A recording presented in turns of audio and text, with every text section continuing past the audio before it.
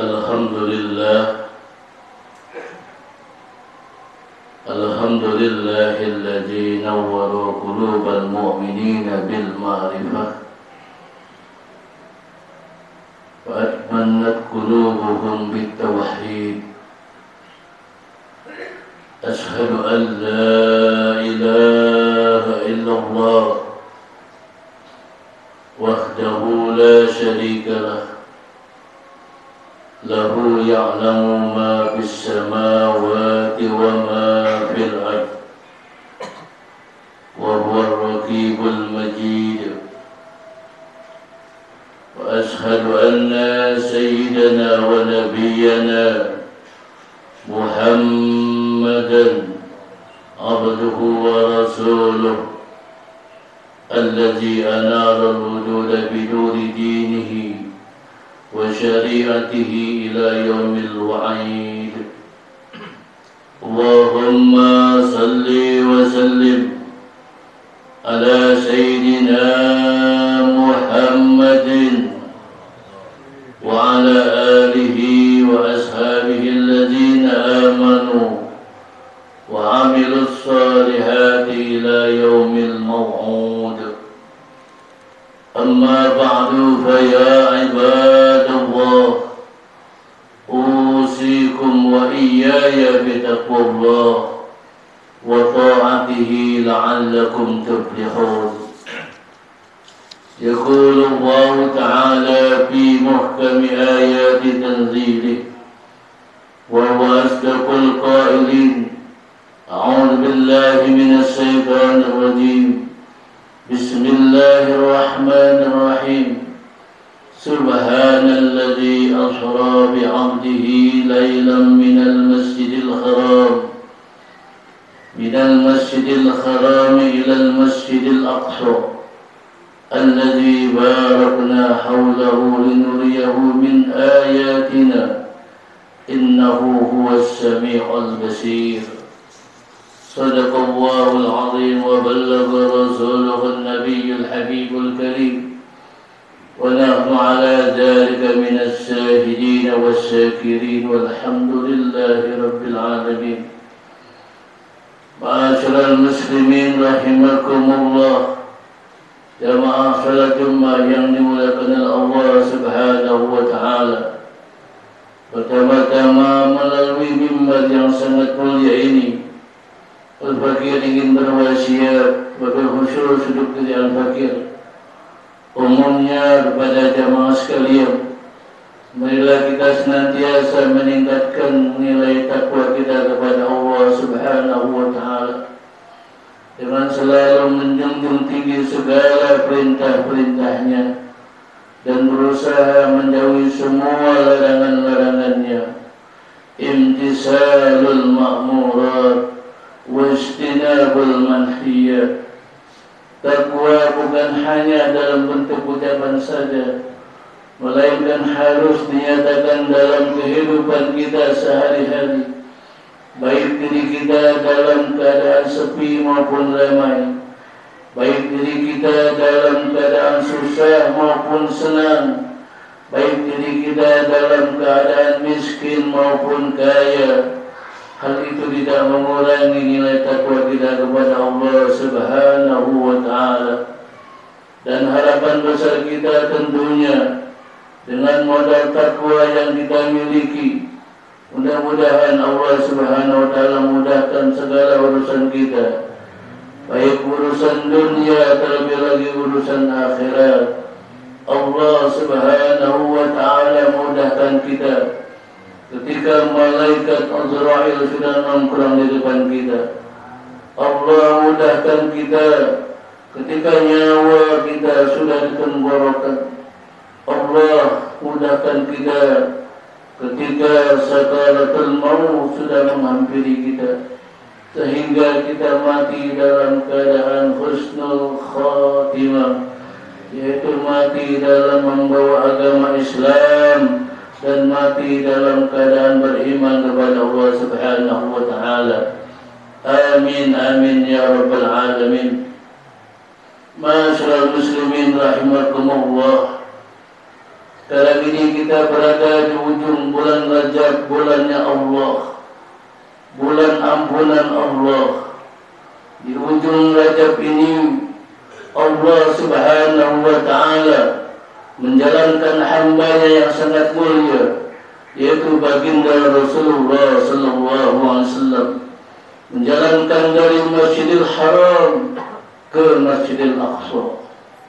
Apa hikmah daripada peringatan Isra dan Mi'rajnya baginda Rasulullah sallallahu alaihi wasallam? Di antaranya Rasulullah sallallahu alaihi wasallam mendapatkan amanat dari Allah Subhanahu wa Ta'ala berupa yang namanya salat. Awal mula salat Rasulullah sallallahu alaihi wasallam mendapatkan perintah dari Allah Subhanahu wa Ta'ala sebanyak 50 waktu. Namun begitu Rasulullah sallallahu alaihi wasallam ketika turun bertemu dengan Nabi Musa, kata Nabi Musa, "Ya Muhammad, umat kamu tidak akan kuat melaksanakan sholat yang 50 waktu. Kenapa? Karena umat kamu kecil-kecil. Sedangkan umat saya yang besar masih banyak yang ingkar kepada Allah Subhanahu wa Ta'ala." Akhirnya Rasulullah SAW disuruh kembali lagi minta pengulangan kepada Allah Subhanahu wa Ta'ala. Rasulullah SAW balik lagi kepada Allah Subhanahu wa Ta'ala, minta pengurangan yang namanya salat. Akhirnya Allah mengurangi perintah salat ini dari 50 waktu dikurangi 5 menjadi 45 waktu. Akhirnya Rasulullah bertemu kembali dengan Nabi Musa. Ditanya lagi oleh Nabi Musa, "Ya Muhammad, engkau sudah mendapatkan berapa waktu?" Kata Rasulullah SAW, "Aku dikurangi 5 menjadi 45 waktu." Balik lagi, "Ya Muhammad, umat kamu tidak akan kuat melaksanakan sholat yang 45 waktu." Akhirnya Rasulullah SAW kembali lagi menghadap Allah Subhanahu wa Ta'ala sampai terus menerus, dan mendapatkan Rasulullah dapat perintah sholat yaitu 5 waktu. Itu pun kata Nabi Musa, umatmu tidak akan kuat menjalankan perintah sholat yang 5 waktu. Alhasil sudah menjadi kenyataan banyak umatnya Rasulullah SAW yang meninggalkan sholat yang 5 waktu. Padahal sholat kata Rasulullah SAW awal daripada permulaan hisab. Sebelum amal kita yang lain dihisab, perkara sholat dulu yang akan dihisab. Kalau sholat kita bagus, insya Allah amalan yang lain pun bagus. Tapi kalau sholat kita acak-acakan, sholat kita tidak benar, maka insya Allah amalan yang lain pun akan acak-acakan dan tidak benar.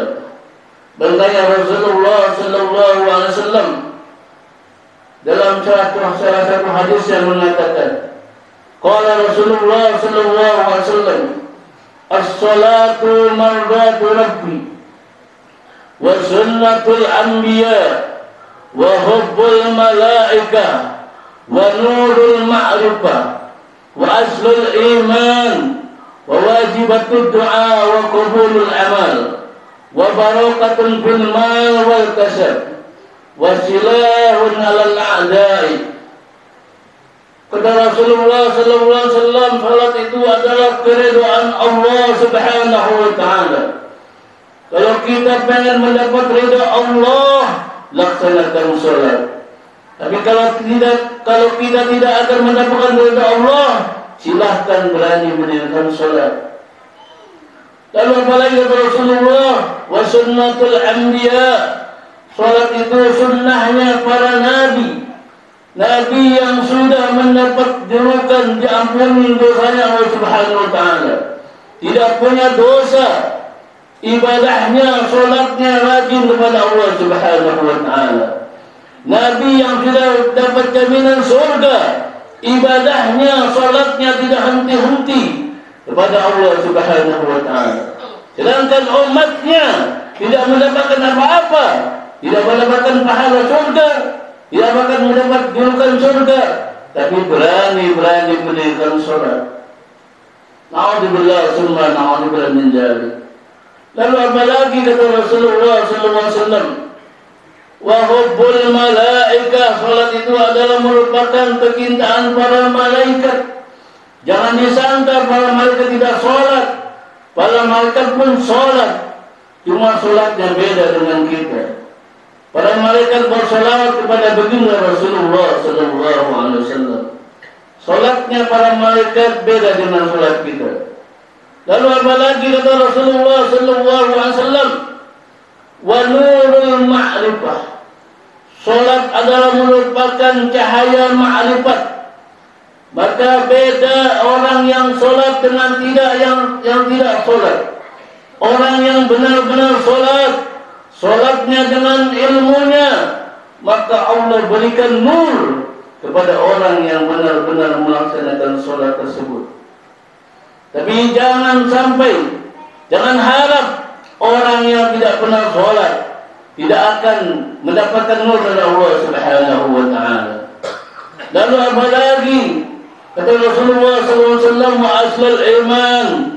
Salat itu adalah merupakan dasarnya iman. Makanya kata Rasulullah SAW, kalau kita pengen lihat antara orang beriman atau tidak beriman, lihat salatnya. Kalau dia salat berarti imannya kuat. Kalau dia tidak salat, imannya insyaallah rapuh. Ma'asyiral muslimin rahimakumullah. Jamaah salat Jumat yang dimuliakan oleh Allah Subhanahu wa taala.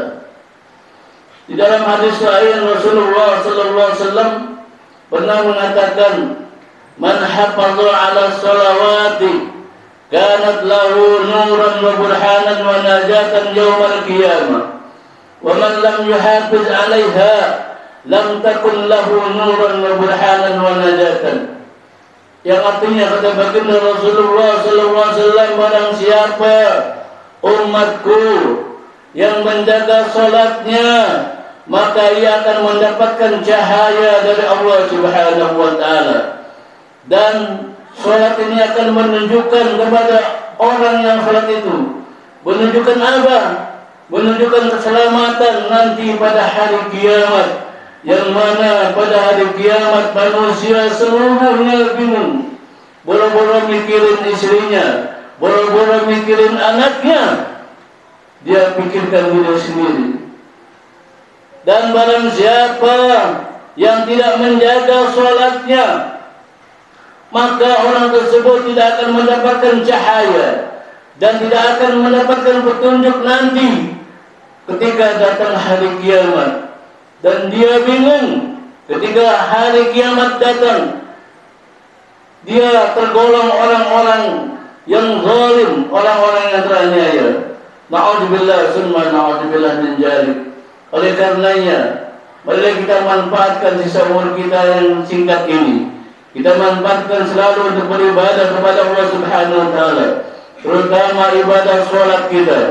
Jangan sampai kita berani-berani meninggalkan salat. Apalagi kalau kita usianya sudah sepuh, tapi kita sudah berani meninggalkan salat. Na'udzubillah min dzalik.